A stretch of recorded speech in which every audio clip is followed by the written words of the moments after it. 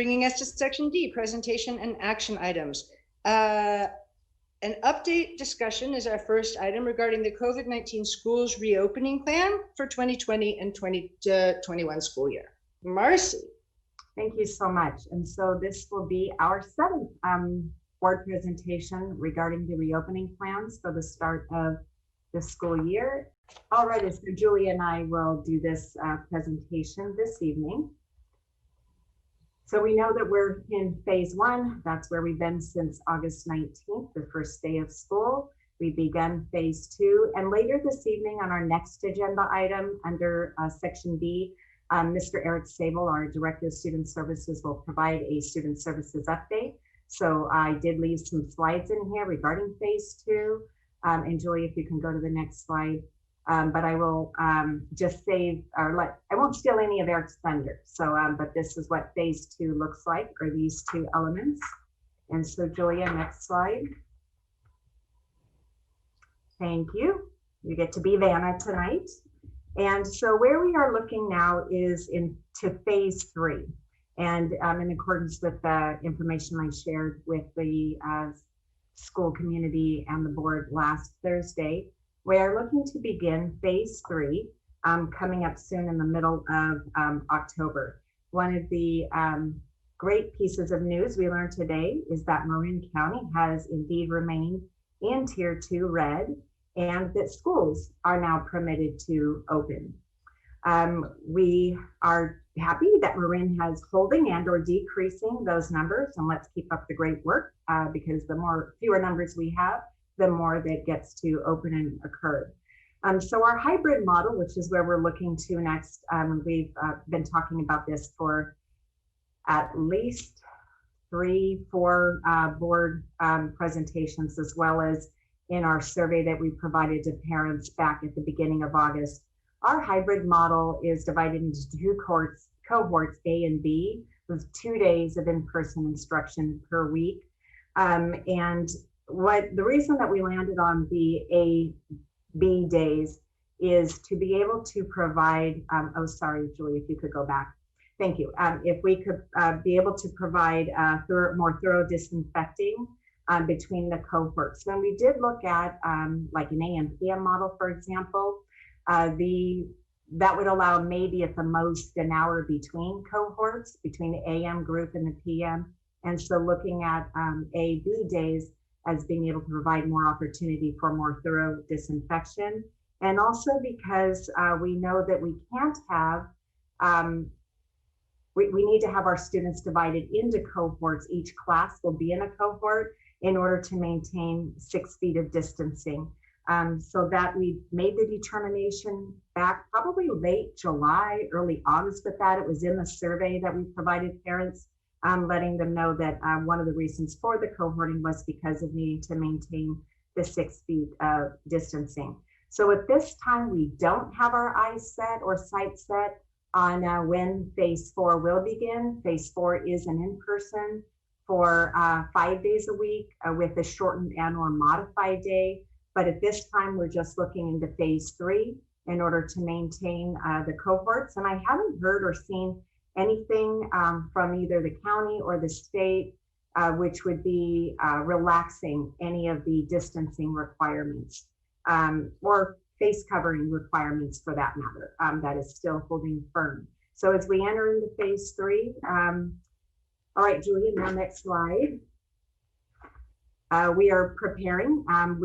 These are some of the same elements that I've included in previous presentations. The most recent one was back on September 15th, related to where we are with our school site specific safety plans. They are finished. The principals are in the final stages of editing. And once they are finished with the editing, they'll send them to me. I will then submit them to Marin Health and Human Services. It takes approximately 1 to 2 days for them to be able to review the plan and to return it. So we are hoping that by early next week, we will have those plans returned from MHHS.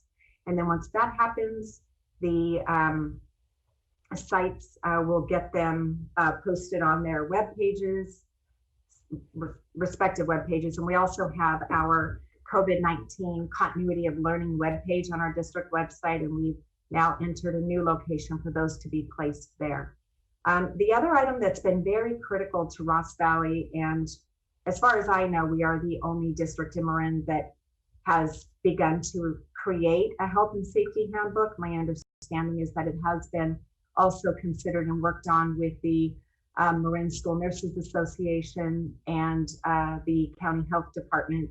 And so we've been waiting for some additional direction, but with none having been provided, we're utilizing San Francisco's model that their County Health Department has come up with for schools. So our health and safety handbook, really want to thank our school nurse, Megan O'Hare, as well as Donna Faulkner taking the lead with me, but we had a subcommittee that worked on the handbook. So Maria Lubomirsky from White Hill, Carrie Adriatico, AA from White Hill, and Teresa Machado, AA from Hidden Valley, as well as Sarah Horkey, teacher from Hidden Valley, participated in the subcommittee to really begin to work on creating that. It's in the final phases.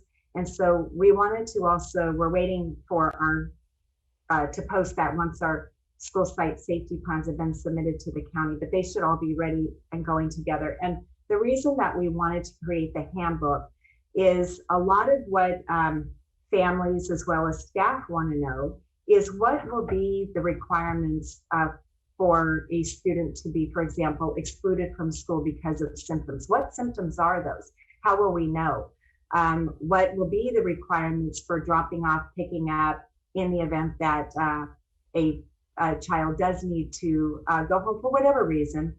Because one of the guidelines that the county has of their 30-point guidelines is that we need to limit the number of visitors on campus.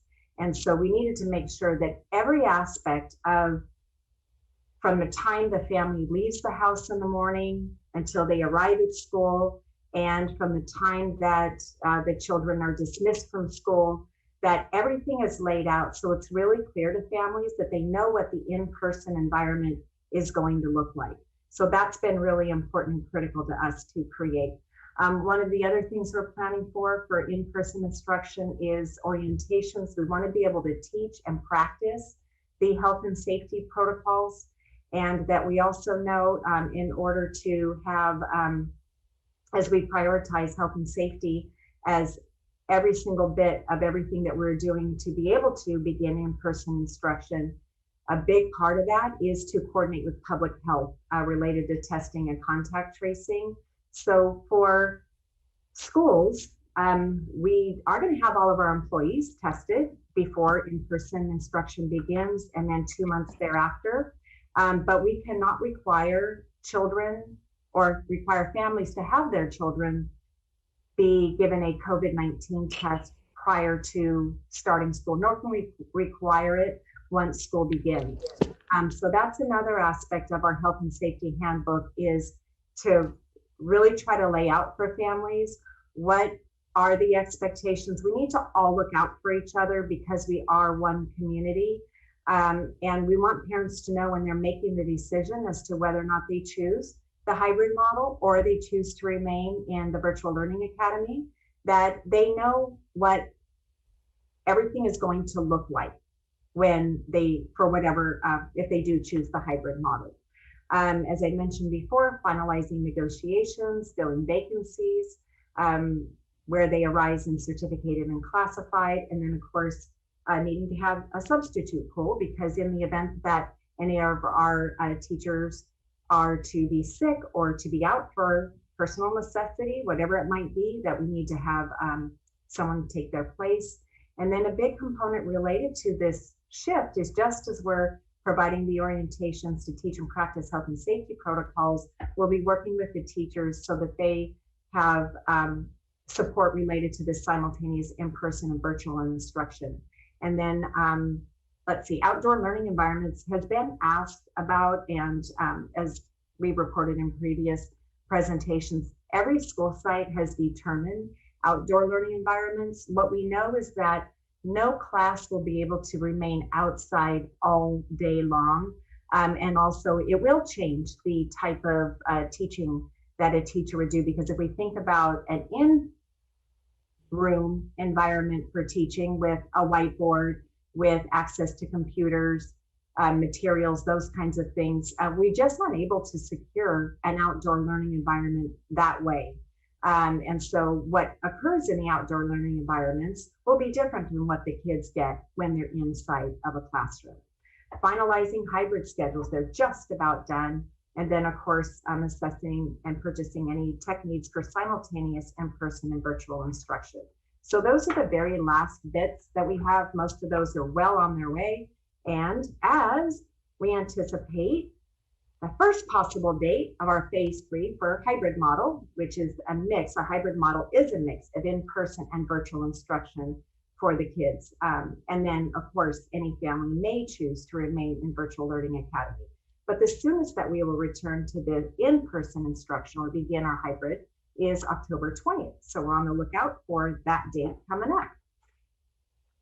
And what we know is that the COVID-19 on-site environment, just by the nature of this pandemic, is going to change what school looks like before or now than it did before the pandemic. And as much as we would love to see our kids return to campus, we know that our on-site experience will be different. And throughout all of our planning, we are prioritizing the health and safety of students, staff, and families.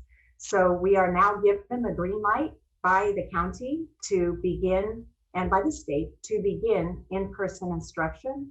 So we're on our way to do that. And we have been able to figure out a way for families to be able to choose to remain in Virtual Learning Academy if they wish to continue that model for their children. These are some of the items here as to how the on-site environment will look different. All of our students will be wearing face coverings, as well as all of the adults on campus. And for any staff member or child who is medically or behaviorally unable to wear a face covering, that will be determined and worked on at the site level, and a different method will be put in place. But we are requiring all of the students and staff to wear face coverings. Frequent hand washing, there have been schedules determined, and in accordance with guidelines, there will be hand washing when the children arrive at school, before they go out to break, once they come back from break, and before they leave or dismissed at the end of the day. So there's frequent hand washing. It could occur more often than that. There's sinks in every one of our elementary classrooms because White Hill does not have a sink in every classroom. We are getting some portable hand washing stations for that site. And also every single one of our classrooms, as well as our common spaces, also has a hand sanitizer there. And that's in accordance with the requirements set forth by the state. As I mentioned before, 6 feet of distancing. One of the questions that's come up is that with the 30 guidelines that this county has put in place for schools to implement, they're all kind of, they're interrelated and interconnected in terms of we can't just take one guideline and pull it out and say that will be what we follow. So for example, guideline 11 says that at the elementary level, you can have a full class size of up to whatever that class size, a standard class size is. So if it's in TK through 3, for example, in Lost Valley, it could be up to a class of 24. However, when you look at guideline number 10, it talks about physical distancing. And as I mentioned, Lost Valley is sticking with the 6 feet. In fact, I don't know of any other school district in Marin that is going for the 4 feet, which is what the county, but I know that we all see through the Centers for Disease Control, the California Department of Public Health, everywhere we see it, 6 feet distancing. So because we're prioritizing health and safety in Ross Valley, we're going with the most restrictive of the requirements or guidelines, I mean, because they're not requirements, they're guidelines. So we are going to be holding to that. And our goal also for taking the most restrictive of all of the guidelines is because we want to minimize closing. We know that that's disruptive, and if a cohort is to close, then that class or that cohort would revert back to distance learning for all. And so we want to be sure that there is smooth transition should that occur. And so where we are unable to maintain 6 feet of distancing in some cases, that could be due to assessing a child or something like that, where we need to have some plexiglass barriers. All of our offices have plexiglass barriers, and our classrooms will have them as well. We want to minimize material sharing. That's part of the county guidelines, is minimizing the sharing of materials. So as we all know, the students got home learning kits at the beginning of the year for use at home, and they will also have their own set of materials inside of their classroom. Any materials that must be shared, for example, like technology, will be cleaned, disinfected between cohorts. The other aspect of COVID-19 has had on our schools is an increased cleaning and disinfecting schedule and rate of cleaning and disinfecting. Our cohorts, our students, our staff will have designated bathrooms. We need to keep the kids in cohorts. At the elementary level, the county guidelines are that they remain in their stable cohorts. So every class is broken into 2 groups of children, A and B, and those cohorts will remain consistent. And they will also need to remain in their cohorts for recess. And that will be a change, because in the past, when our kids would go out to recess, they could go play with anybody who they want. They could go anywhere in the designated play areas. But due to COVID-19, their movements around campus will be restricted, and they need to remain in their cohorts. And one of those ways is to designate areas for recess. So there might be a movement. So if the field is being used, it's not big enough maybe at a site for every single student in a cohort to be out on that field. So the principals are creating schedules around which the kids will be able to play. In order for the students will have a grab and go lunch. So we won't be having lunch on campus. It's another way to ensure that there is cleaning as well as safety for health safety for the kids. Is we'll have the grab and go, the art, music, and PE, which we call AMP. Those classes will remain virtual in the afternoon for these students. And that was one of the elements related in the elementary of ensuring that we don't have a mixing of cohorts or coming into contact with a number of adults. Is we needed to keep the AMP classes virtual. In the middle school, because the students are in 6th grade, for example, they have periods, not necessarily a day which they go out to specials, but the electives are part of their schedule. There's a different schedule there. So in middle school, the electives that kids take won't necessarily be all virtual. Some will be in person. We, in accordance with one of the guidelines with the county, is no gatherings, no large gatherings on campus and volunteers, which is one of the reasons that our schools do remain closed for use to the public in order to minimize the number of people on the school campuses. I've already talked about outdoor spaces. We want to maximize airflow in the classrooms. Symptom screening. That's part of what everybody will see when we do put out the handbook. We won't be doing an on-site prior to each student coming onto campus a screening. We will be asking parents to complete that at home. And if their child exhibits any of the symptoms, that will be listed in the symptom screening not to send their child to school. Every employee does have a screening that they complete once they arrive onto campus. And then the other aspect we have put in place too is every time a staff member or a student moves from their main work area or classroom area, they will complete a form to let them know, and that will let us know where they've been on campus that day, and that will assist us when we need to work with the county health department for contact tracing. And then with closure, so what we know is that if Marin County remains in tier 2 or red at the time that we do reopen, then schools are able to remain open unless, or in the event that Marin County moves back into purple tier at some point, School districts or schools can remain open, and then there are certain protocols or situations put in place in which a closure might happen. So if there's a positive case in a cohort, the cohort will close for 14 days. If there's 5% or more of the students or staff test positive in a school, the school will close for 14 days. And if more than a quarter of a district's campuses close due to COVID-19, then a district will close. And we don't close without consultation with the county health department. So all of that is orchestrated with the county health department, all of our schools and the district office. We have primary and secondary liaisons that have registered with the county health department, so that should there need to be any communication between us and the county health department, then all of the contact information is there. We also wanted to plan for, we know that families' decisions may change. And so we will be doing a survey for families that'll come out early next week.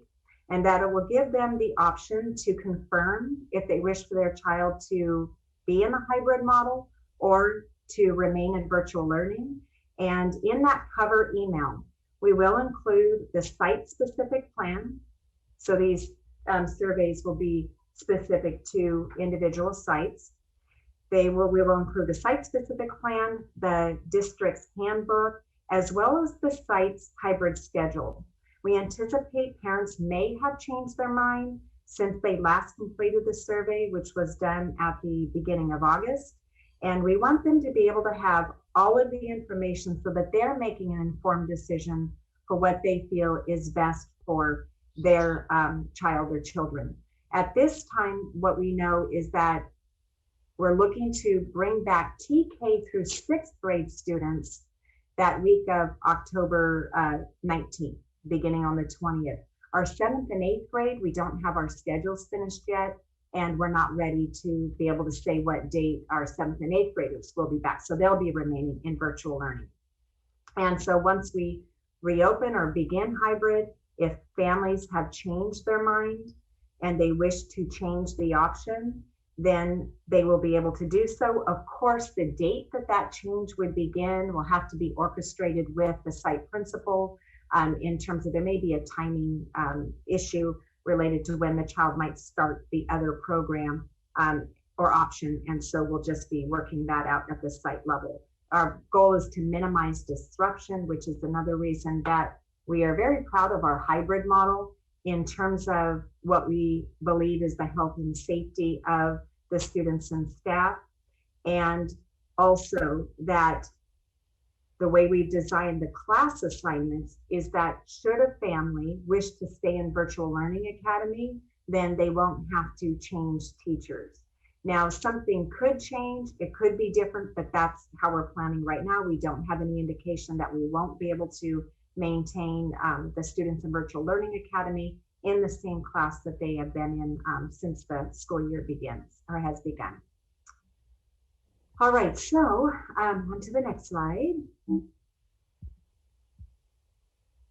So as I mentioned that we are in tier 2, yay, and schools can now be open and we have to remain either in red, tier 2, or in a higher tier, 3 or 4, orange or yellow, until we begin in-person instruction.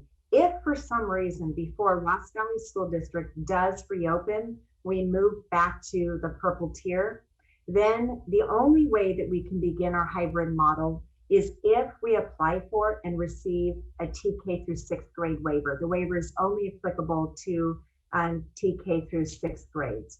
And so as I mentioned in my communication last week, oh, it's on the next slide, there we go. We will be at least considering or continuing to consider the waiver application process. So all of the elements related to what's needed to even begin to apply, we've already done or will have done, like the site-specific plans, for example. But one of the things we haven't done yet is to consult with labor, parent, and community organizations. So we will be meeting this Thursday with our classified and certificated employees. And then I did need to make a date change, and I'll be sending that out to our community groups and TK through 6th grade parents and guardians tomorrow. But I needed to move that date to October 8th due to a family matter that's come up for me. And that will go out tomorrow. Because we are all one community, if we don't have consensus, then we won't be pointing fingers or placing blame on any of our constituent groups.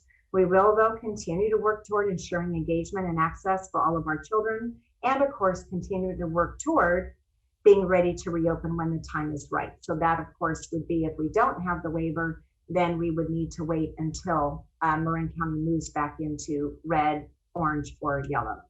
And as part of the consultation meetings that we'll begin holding this week, we're going to be looking at, I'll be providing an overview of what is the waiver application process, allowing time for question and answers, but really wanting each of the constituency groups to be able to look at these overall guiding questions. What are the arguments for applying for the waiver? What are the arguments against applying for the waiver? And then, of course, we'll be reviewing our LACAP categories, so our most needy students, to get us to the next guiding question, which is, if we apply, what important factors should we highlight in our application, or what type of phasing would our constituent groups recommend? So it may be that, as right now, come the week of October 19th, we're looking to bring back all TK through 6th grade students. But if we need to go through the waiver process, we may very well look at phasing in. And that might be with our TK through 2nd grade, our youngest learners, and phase in the upper grades all the way up to 6th grade in a phased in approach with that. So that will be what we are looking at through the TK through waiver process. I'm going to stop there for a second because next slide begins, Julie, and I just want to see if there are any questions up to now. Nope, that was pretty thorough. All right, thank you. Colleagues, everybody good? Yes. All right. All right, thank you. All right, Julia, on to your show. All right, thank you, Marcy. Although I think this was your slide, but I can talk this through. And so we have been talking, of course, with our teaching staff and determining a way to make that transition where we move from our virtual learning academy to our hybrid model as smooth as possible. So what we are looking at is well, I guess it's next week. Gosh, time flies. The 7th through the 9th, so that's Wednesday through Friday. We'd have a shortened day for students in terms of live teacher instruction, and so that we could free our teachers up for the afternoon to start preparing their classrooms. There's a lot to do in terms of getting the desks in place, making sure that the social distancing is there for those, but also getting kind of their teaching stations set up so that they're able to work with their students in a really smooth and fluid kind of a way. And then October 12th was already designated as a non-student day. It's a teacher professional development day, and that day is going to be completely devoted to this transition. And in particular, we're going to be providing tech support for hybrid instruction on that day. So really going around to all of the classrooms in the district, and some of this may start the week before during that October 7th through 9th. But checking in with teachers to see how their tech is going. We know that our teachers want to be able to, at times, Zoom with the kids that are in their homes while they have students in front of them. So many are looking towards having a second monitor in order to be able to do that, a dock camera, or how to use the iPad that they already have as a dock camera. We're looking at getting our teachers microphones so that they can walk around the room if they're teaching both live instruction to the kids at home and the kids that are in front of them, things like that. So it's a complicated system and we need to practice it. And then the week of October 13th through 16th is what we have designated for on-site orientation for students by cohort. In some cases, and depending on the size of the class, our class size runs once we have designated, and as Marcy said, we'll be sending out a survey, so we don't yet know our final numbers, but our classes all have a number of students, families who have selected full virtual instruction for the remainder of the year. And so those, sorry, I just lost my train of thought. So in any case, the remaining students can be anywhere from 14 students to, I think our highest class is at 25. And then those are broken, of course, into cohorts. And then those cohorts may be divided for orientation. We want to bring our students onto campus in small numbers to see their teacher in person, to see their classroom, and to go through the different kinds of protocols and trainings that we're putting in place. And then first, as Marcy said, first day of instruction, we'll really kick off our full hybrid schedule the week of October 19th. That is our hope. And cohort A would begin on that Tuesday, October 20th, and they would be in person on the 20th and 21st. And then cohort B would be in person on the 22nd and the 23rd. And a reminder that this is what our hybrid model, this is sort of the bird's eye view of it, where we have our two cohorts. Cohort A is in person on Tuesdays and Wednesdays, cohort B on Thursdays and Fridays. On Monday, all students are virtual, and reminding you that cohort C is our full virtual learners, and they are virtual every day of the week. The day is shortened, kids go home just before lunch. And that way teachers also, you'll see in a moment, will have time to work with their distance learners in the afternoon. So what this slide shows is a close-up of an elementary school day and what it looks like to have in-person instruction and virtual instruction going on at the same time. It is a brave new world that we have entered into here with our teachers. And I think we all need to remind ourselves again and again and again that our teachers are doing something that teachers have never done before. I was in the classroom for 26 years and I don't have this experience. And so we appreciate our teachers and all they are doing to make this successful. On an in-person day, we essentially have 3 instructional blocks. Actually, on any day, we have 3 instructional blocks. And the in-person kids, of course, are going to come to school and they're going to settle into the classroom. At that point, our teachers are only focused on the kids that are in front of them. And they're bringing them in, the kids are washing their hands, they're finding their seat, they're getting themselves ready to go. And then the teacher is going to launch a morning meeting. And that morning meeting will also be connected to that first lesson launch of the day. This time will be simultaneous. This will be live instruction. So it's in-person live instruction for the kids that are right there in the classroom, and it's live synchronous Zoom or Google Meet instruction for the kids who are in their homes. And that is followed by work time. During work time, of course, the kids that are in front of the teacher are working in front of the teacher and are able to access the teacher's help all of the time. The kids that are at home, some of our teachers will some of the time be including them and keeping them live in a Zoom or a Google Meet, but some of the time that will be independent work, asynchronous, where the teacher is separate from the students and the students are working independently at home. And then the next 2 instructional blocks are similar, where you have a little bit of time to settle in. Anytime you have a break, it's going to take some time to get our in-person kiddos back in their seats, given all of the protocols that we need to go through. The lesson launch will be, for these second ones, be live or pre-recorded. And the reason for that is because some of the time our teachers have really talked about their concerns about doing both simultaneous hybrid in-person teaching and distance teaching. And we want to give them some flexibility so that they can some of the time just focus on the kids that are in front of them. When our kids do make it back into the classrooms, we really want to honor the time that teachers have with them. So they will be launching the lesson. It may or may not be live, and then there's work time, but this is the same lesson.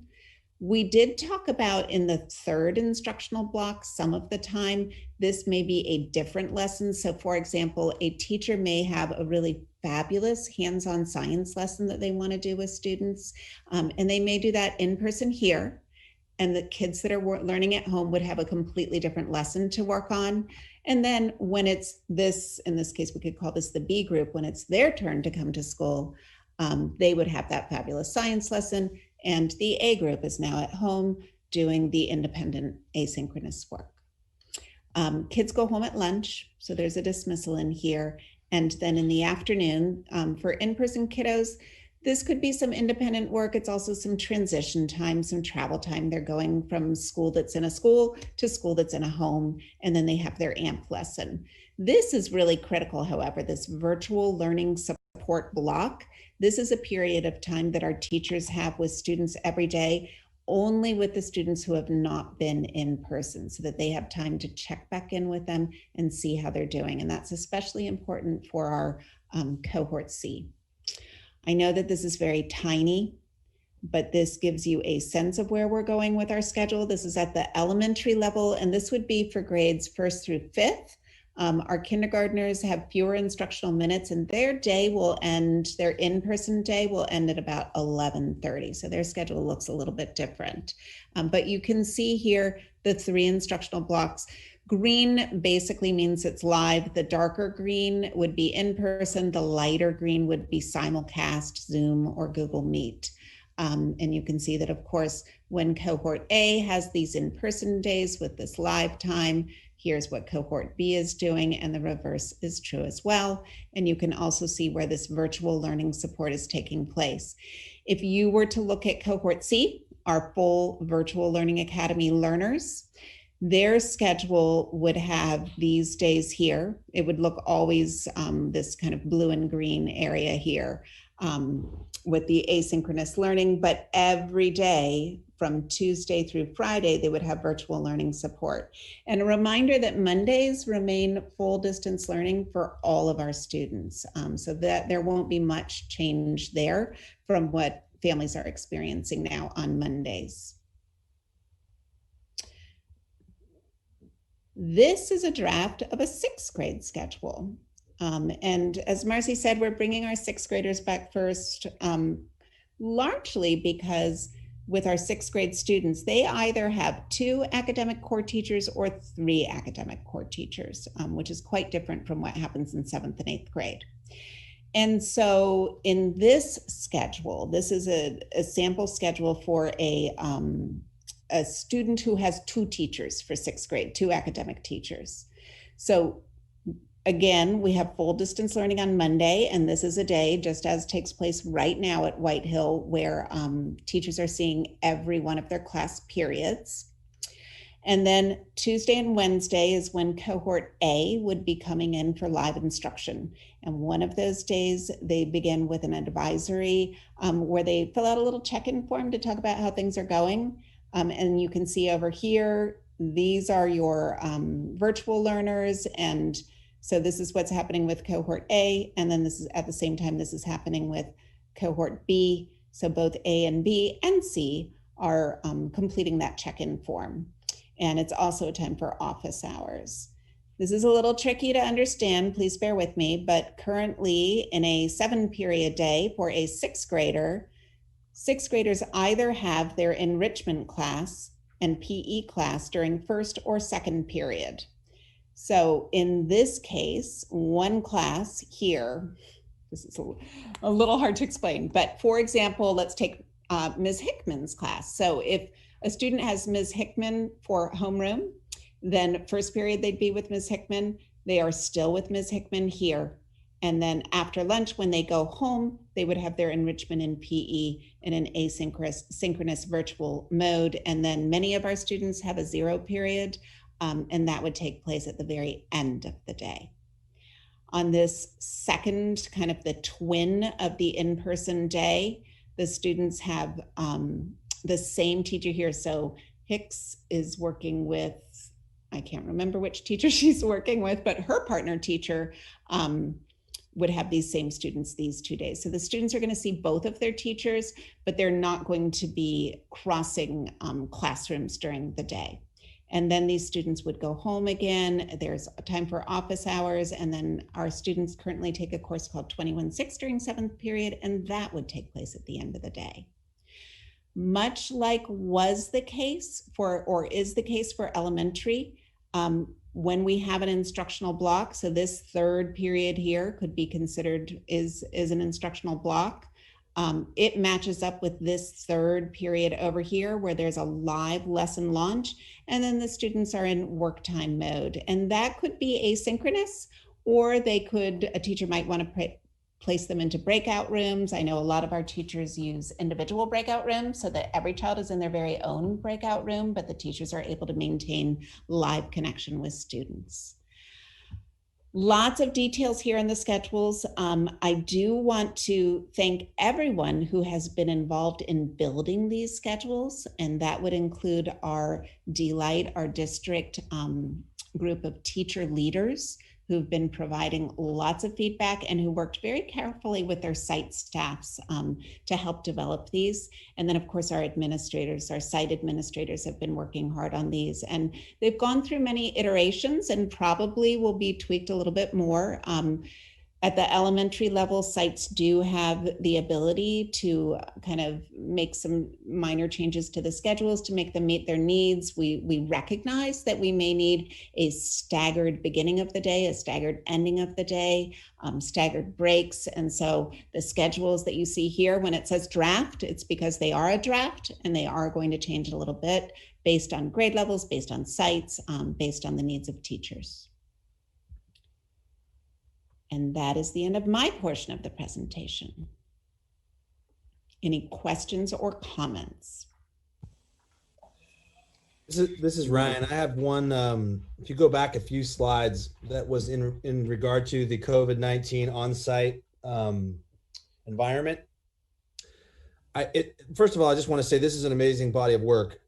I just have the one question, and this is just for me, under no gatherings and volunteers, specifically, how do we unteach the human condition of no gathering volunteers amongst adolescent children?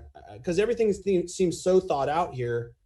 How do we plan on making young people not gather? It's just against their nature. Well, these are related to what we can control on our school campuses. So we are relying on, and I think possibly Marin County is doing well with it because our numbers are going down, have gone down, and we hope they stay down. But this is that schools cannot have any gatherings on their campuses. So it's where our no assemblies and no outdoor gatherings like a lot of the elementary schools hold. Like a Wednesday welcome or a Wednesday wrap up or something like that. Those won't be able to occur because we need to keep the students in their cohorts. We need to maintain 6 feet of distance at all times. Well, I get you, Marcy. I was more thinking about like when these kids get out of their classroom to get lunch or just change. That's what I was thinking. Like, how do we keep the kids from gathering? Or is that just kind of a... That's part of it. Yeah. Go ahead, Julia. I was just going to say, we've had a lot of conversation about how we're going to manage our breaks and times that students are outside of the classroom, and they're going to need to be everyone's going to need to be really strategic in terms of numbers of students that are outside at the same time and what supervision looks like, and just what the parameters are for kids and helping kids practice. I do have a lot of faith in our students that they can help each other to remember what they need to do and when they need to do it. Yeah, this is an amazing amount of work. I wasn't trying to, I was literally trying to find things. It's very thorough. It's very good. I'm very impressed. Thank you. One of the other elements that I didn't mention under this is right now, the only entity that is utilizing our campuses is the YMCA. And right now they're utilizing Ray Thomas's campus as a learning hub in Manor. And once we do open to our hybrid model, they then will be reopening as their program operates at each of our campuses. But depending on the available space that a campus has, the YMCA may not have any space on the campus to expand. So they typically have one classroom in the multi is what they'll be able to utilize. And we're working with them to be able to, for whatever students attend our schools on a cohort, they are happy to try to assign the students their cohorts in the YMCA.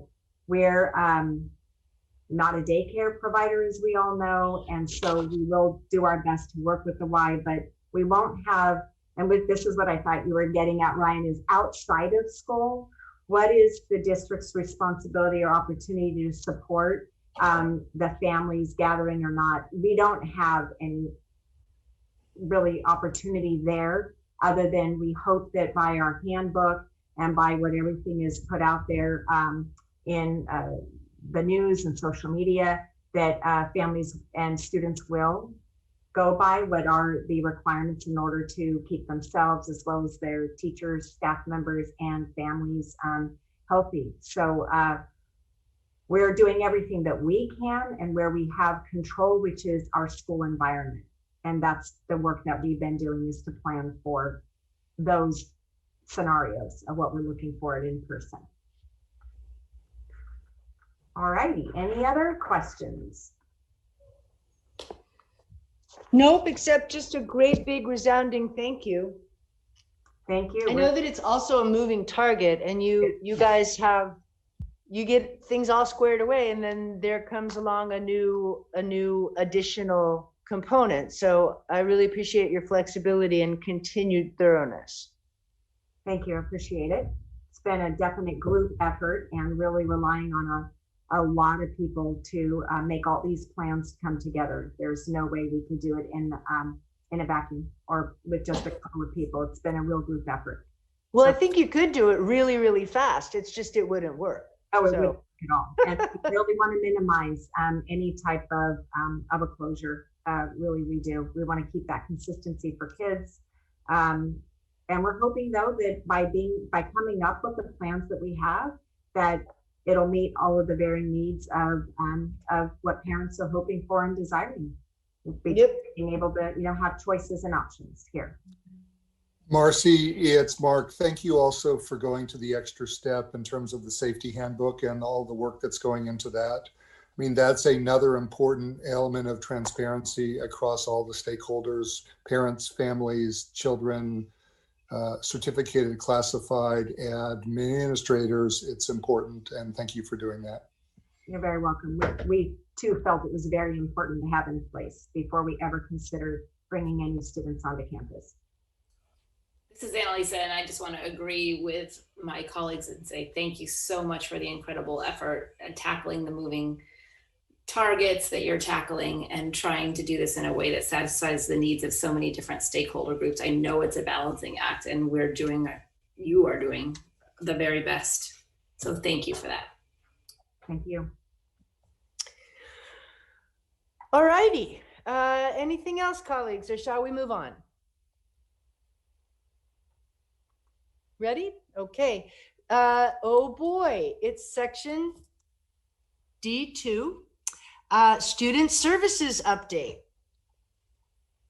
All right, and Eric, I think this is Eric Stable, our Director of Student Services, will be providing the update tonight, and he'll be sharing his screen. So thank you, Eric. Glad to have you and kind of your second presentation, because you had joined us on one of our reopening updates. So there you go. It's all about student services.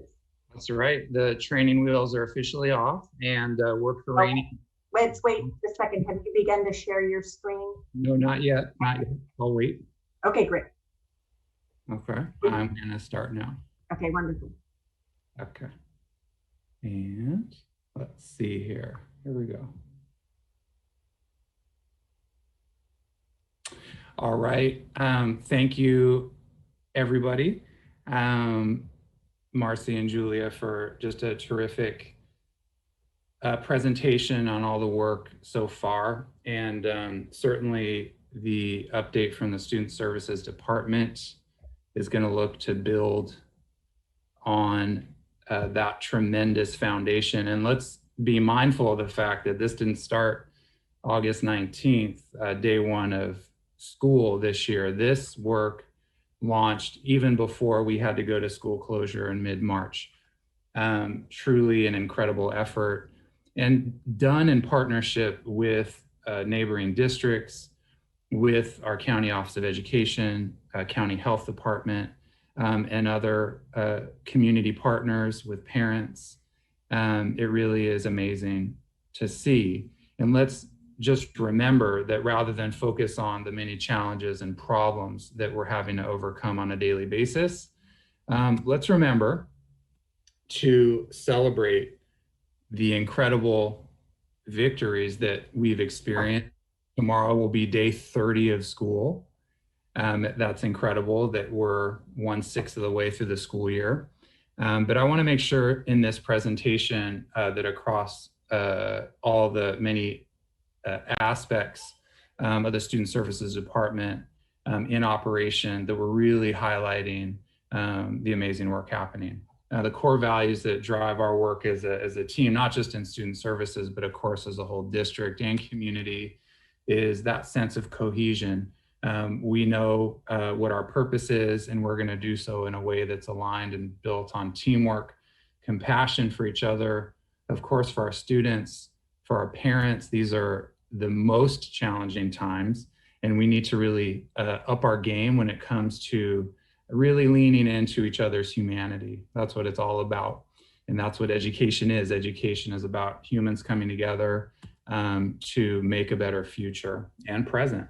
Communication is really critical. And I feel strongly that this district really walks the walk when it comes to communicating via multiple means to not only share what's known, but also to engage and ask for input from community forums to superintendent's council to these board meetings, to every single time that a principal is sending out a message from their school site, to every teacher email, to every phone call from an administrative assistant. And then lastly, and this is really key, it can feel like we're in troubled and dark times, and maybe that's true, but we have so much to celebrate. We need to make sure that we're recognizing that. So let's check out what we got going on. First of all, at a recent meeting of our special education team, I asked our staff, hey, let's share some things to celebrate, some things that we should really just be proud of, or that surprised us, or that just really brought us joy. And these were some of their comments verbatim. I appreciate the video responses many of my students are sharing on Seesaw. There's much creativity and cuteness, emphasis on cuteness there, of course. I've enjoyed seeing parents and checking in with them at the front back end of sessions. This is another kind of unexpected benefit of virtual learning. For the most part, most of my parents have been involved and motivated to support their kids virtually. I don't always have that much contact with them, and that has been really great. So again, that silver lining of this mode of instruction providing an opportunity for more connection with parents. Just seeing the smiles on my students' faces and their engagement has brought me joy, and the resiliency of our students to adapt to this new normal. And again, reading a number of the public comments, thanks to all the community members that took the time to share those with us, or highlighting how impressed they are with the quality of virtual learning. And let's remember, we are only 6 months in to this new paradigm, and you see our staff doing absolutely incredible things. Just a couple snippets. This is up in Hidden Valleyville. It's Meet the Hawk Day. Notice the hawk is also wearing a mask. We believe in safety. School spirit, it doesn't matter that we're closed, quote unquote. It was also Hat Day there. And look, we've got Mr. Brandt and Miss Horkey celebrating Hat Day. Serious learning going on, and also some fun along with it. Why can't the two go together? We believe that they should. And so student services, what are we about? Our focus is on our most vulnerable learners, those students that may have learning challenges, who may not have English as their first language, who may be foster homeless, who are struggling with engaging in school, with attendance, with behavior. That's what we're all about. And we're privileged to be able to do this work because at the core of any public institution, especially a public school district, is equity and making sure that every student leaves us more empowered, more intelligent, and more ready to take on their future and own their future than they were when they came to us. And this is a little image back from July, room 13, Brookside Elementary. This was our extended school year for special education with the great Miss Hom and her SDC students. And what I want to say is, with all the conversation about our eventual return to hybrid learning, I want us to all remember and celebrate the fact that we've done this. We did this for 19 days in July with the extended school year program, 9 students, a teacher, 2 program aides, multiple specialists giving assessments, providing special ed supports with full safety measures in place, social distancing, temperature taking, all the different parameters in place that we're going to put into practice, and then some when we get our students back to campus in later October. This is something that we have accomplished. And so I want to make sure, and by the way, very few, if any, public school districts in Marin had in-person ESY, Ross Valley Schools leading the way. So what I want to do also is make sure to recognize and introduce some of our new hires. In these challenging times, we've still been able to attract and get on board outstanding educators. And this is from June, when I first came on board, all the way through last week, when I introduced a new psychologist at Brookside, Lauren Ross, our new SDC teacher at the White Hill campus, Mr. Greg Di Giacinto, doing amazing work, a new speech pathologist at Brookside, Ms. Haley Barker, an EL instruction support and reading intervention specialist at Manor Elementary, Ms. Bonnie Mosier, and her pup. And our BACR counselor, Ms. Jessica Chesbro, who's working at Wade Thomas and Manor. And these professionals have already woven themselves into the fabric of our district, and they're doing outstanding work, and thanks to all the colleagues that are supporting them. So on the special ed realm, this reality is significantly different from normal brick and mortar school. And an IEP, an individualized education plan, is written to be carried out in a brick and mortar 5-day-a-week setting, but we're not there. So what Senate Bill 98 from the California Senate mandated was that public school districts create a distance learning plan for emergency closures, which is what we have been in, for every single child with an IEP. And this is an absolutely extraordinary achievement on behalf of our special education teachers, our speech pathologists, psychologists, occupational therapists that contributed to creating an individualized distance learning plan based on IEP services for every single child that receives special education services in Ross Valley schools within the first couple weeks of the school year. And again, we have to make changes to how a brick and mortar IEP is written because of the fact that we're in a pandemic, because we aren't able to see students in larger groups, because we're not able to pull students for services from different classes due to stable cohorts, because it was only until last week that we were able to start seeing students in person for assessments. So this was an absolutely incredible accomplishment, and my hat goes off to every single member of the special ed team that composed and shared these distance learning plans with the families of our students that receive services. Now, exciting news. Special education, whether it's an initial assessment, whether it's a triennial assessment, or whether they are services delivered, speech, OT, what have you, all of those things are continuing, whether we're virtual, hybrid, or normal brick and mortar. Now, of course, as we all know, due to school closure, we began the school year with full virtual learning for all students.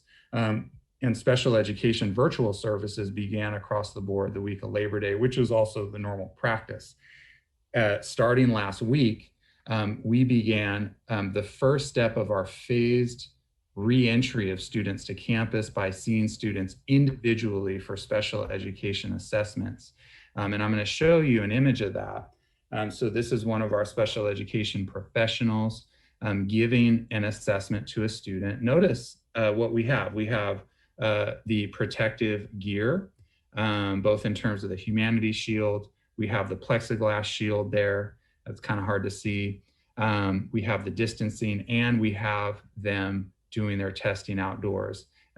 Per the comments earlier and in some of the public comments as well, we are leveraging outdoor spaces as much as possible because we know that that sets us up to be as safe as possible. And again, amazing kudos to our staff for getting our kids back onto campus so that they can perform those assessments, because unfortunately, so many of these standardized assessments are not valid when they are performed virtually. So this really gives them a chance to interact and engage and get the best data possible to understand what the student needs. Now, moving on to another team, our English language learner support team. This is an image from right in front of our district offices from 2 weeks ago. And I want to share that Ms. Kelly Eiler and Angie Kastner were able to deliver the initial LPAC, which is the initial assessment for English language proficiency, between the 16th and the 18th of September. Once again, all the protective equipment in place, the plexiglass, the humanity shields, the masks, outdoor setting. It was really special to connect with those families and some of these students that are new to our country, who are having their very first interaction with a Ross Valley School representative vis-a-vis this initial LPAC assessment. It was very inspirational to be a part of. And Ms. Kastner, Ms. Eiler, and everybody else that participated in that process are to be celebrated. And again, we believe strongly that we can support in-person student learning while also creating the necessary safety measures in the time of COVID. I want to move on to our social emotional support team, our counselors. Let's start with the middle school. Our middle school counselors, rather than wait for challenges or problems to emerge, it's really amazing to hear about the work they're doing. Every single week, every student at White Hill is getting an online form that they fill out so that they can then flag students that are indicating a higher level of stress or anxiety. And they're reporting that anywhere from maybe 15 or 20 students are reporting that in a student body of a little over 600 on a weekly basis. And what do? They follow up with those kids right away. So rather than wait for something to boil over, they're going out there proactively to seek out students to provide that support. There's counseling referral forms for teachers. Counselors are pushing into classes to deliver lessons. They make cute little videos. They have clubs that they help facilitate. They also have down there below, and of course this is linked in the presentation on board docs. They have a virtual counseling center, which is just terrific, that has parent resources, request forms to see your counselor. You see their little avatars, and there they are in person, Miss Arbery and Miss Pelton. Make a mindful moment. I think I want a mindful moment right now. I think I'm having one. Inspirational and just amazing teamwork. And the same is true of our elementary colleagues as well. They're having office hours with staff members so that they can talk about kids of potential concern, one-to-one sessions with students. They're delivering lessons from study strategies to relaxation and mindfulness. They're also delivering IEP-based counseling services. This was actually a lesson from one of our elementary counselors. She made a crown to help the students feel powerful, confident, and in charge of their learning, of course, delivered virtually, but the message equally is profound. Now, in a special partnership with Marin County Office of Education, Dedication to Special Education grant, every student in Marin is going to have access to a powerful technology called Read and Write, which is an extension to the Chrome platform. And what it does, it's really astounding, is you can see here, you're able to, as a student, highlight a text. It will read the text to you. Think about our English language learners here. Think about our students that might struggle with vocabulary. Think about other students with some reading struggles. You can then, if you see over on the right, it will define the word for you. It will give you a visual symbol. And then next step, it'll create a Google Doc for you with your own personalized vocabulary list. Every kid in Ross Valley is going to have access to this amazing tool. That's something else that is coming on board very soon. A phased return to campus. We talked about one-to-one assessments. Starting on Monday, we are going to have our smallest cohorts of students. Those are our SDC classes, 2 at Brookside and 1 at White Hill. And then our early childhood students at Brookside are going to be coming back for reduced days, the purpose of which is to perform special ed assessments, deliver IEP services, orient these students to campus. Of course, most of them haven't been at school for over 6 months. And so getting them that sense of confidence, building that community, and really starting to develop those relationships on a deeper level.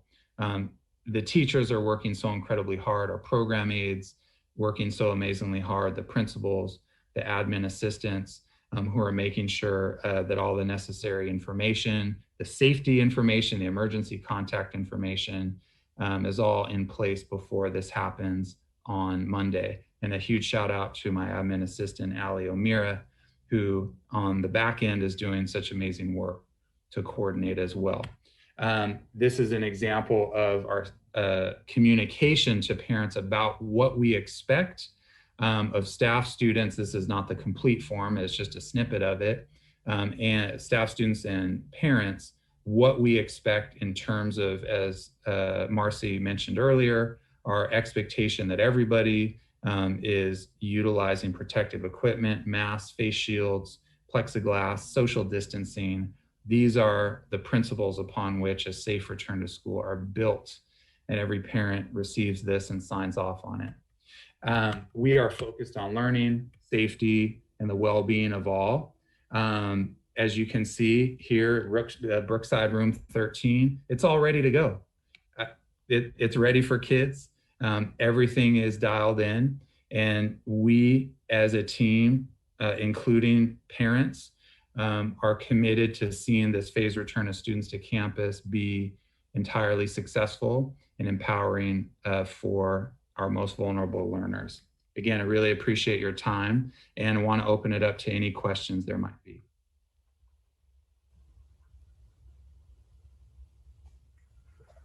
Thank Sorry, I you. was just unmuting there. Colleagues, do we have questions? It's very exciting that we will have students again. No, thank you, Eric, for that report. Appreciate it. Agreed. This is Annalisa. Thank you for the report. And I also appreciate the visuals, seeing our students and teachers with each other and seeing what a classroom might look like. It's helpful. So thank you for that. Yep, it is so exciting. I wish I had a good synonym. Maybe I can have that. Do you have that for trustees? The vocabulary word thing? I'd like to have some synonyms. Read it, right? Yeah. It's a special version. It's a grown-up version. Perfect. Just please monosyllabic. That's about all my poor brain can do these days. It is 8 o'clock, so. Fair point. Way past my bedtime. Eric, thank you so much. Marcy, did you have anything to add? No, I just am awfully thankful for the work that's been done to be able to have students be able to return to campus and start to get some of their services.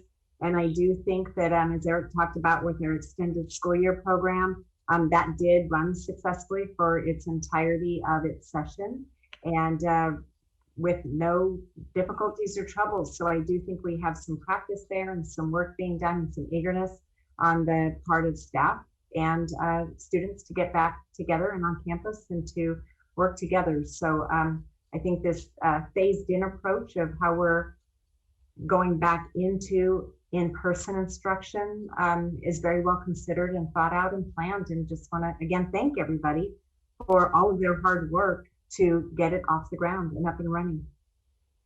So thank you, Eric.